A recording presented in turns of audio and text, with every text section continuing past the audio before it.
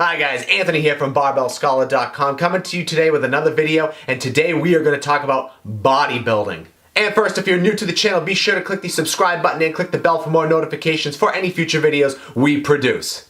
Okay, so bodybuilding. Let's talk about bodybuilding.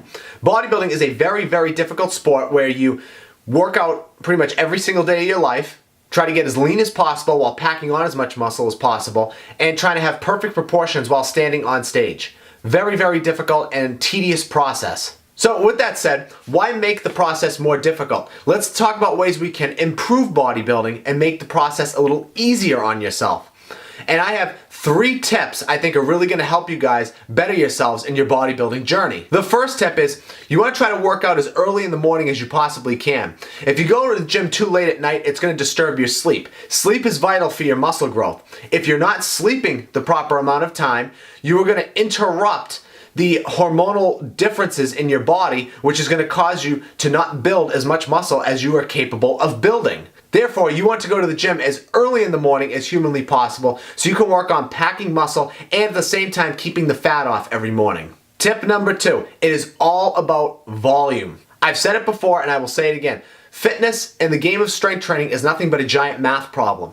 The only way you're going to get bigger muscles is to lift heavier weights for more reps and more sets. So volume, in case you are unaware, is the amount of sets you do times the amount of reps per set times the weight you're using for each rep.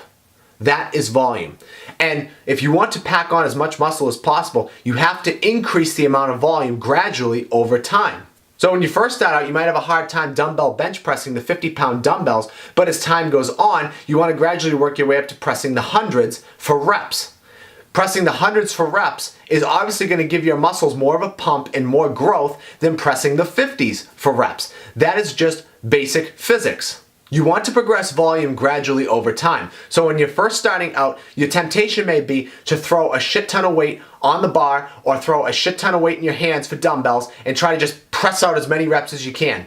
That might work initially for a little bit, but over time, if you want to truly get big muscles and get big results, you're going to have to gradually build up the volume slow and steady. Remember, strength training is a marathon. It is not a sprint. If you're going to do this, you have to do it correctly and you can't rush. You have to take your time and strategically plan how you are going to lift the weights and when you're going to lift them. And this brings me to tip number 3.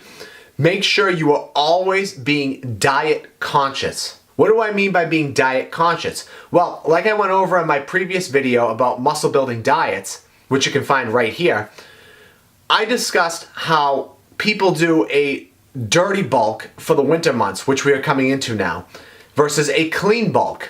Now the difference is simple. A dirty bulk is when you ingest a ton of horrible foods, just consuming an endless amount of calories just to pack on muscle, and then magically trying to make it all disappear in February and March when the spring is on its way, and then trying to get as cut and ripped as possible for June and July, and then repeating the whole cycle again. It's madness. And quite literally, it's just laziness is what it really is. It's sacrificing your looks just to temporarily feel good with feel-good foods. Think about it. You spent all that time in the gym working your ass off. Why on God's green earth would you blow it all just to make yourself feel good eating potato chips every Friday night or watching the football game? It's stupid. No, instead what you got to do is this. You got to maintain a good diet all year round. Is it okay to gain weight in the winter? Yes, of course it is. It's always fine to gain weight in the winter, but it has to be controlled. If you're, say, 8% body fat in the summer, you're completely ripped, full six-pack and everything.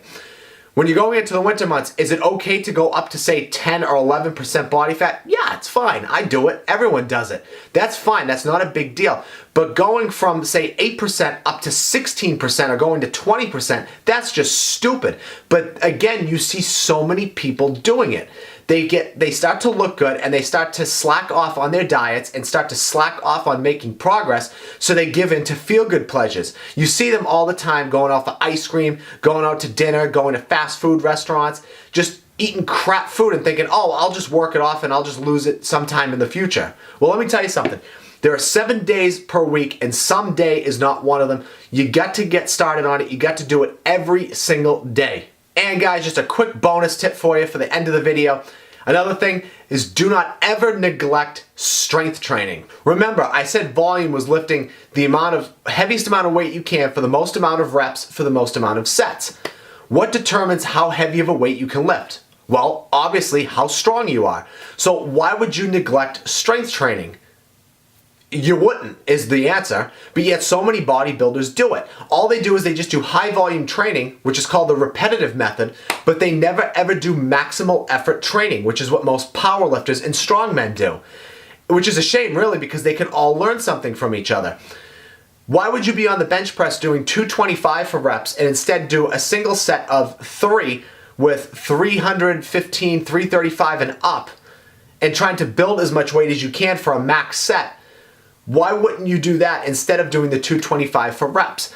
Obviously, adding weight to the bar on the bench press is going to translate to all your other pressing motions in the gym. It's going to have a huge positive impact. Then you can do your volume and repetition work on the other exercises instead of just doing it on every exercise. You always see this when people walk in and they just go immediately on to, say, the bench press or to squats.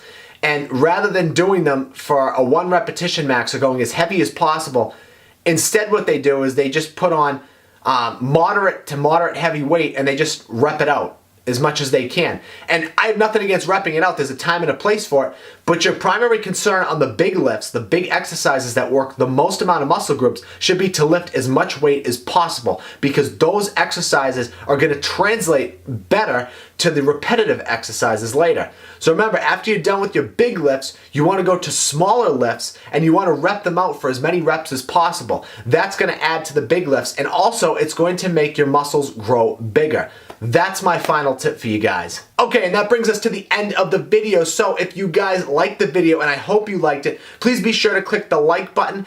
If you have any questions or you have any concerns or if you have any opinions about how my videos are looking, I'd love to know. Please leave a comment below. I'll get back to you.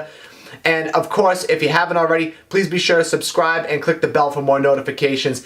Thanks, guys. I'll see you in the next video.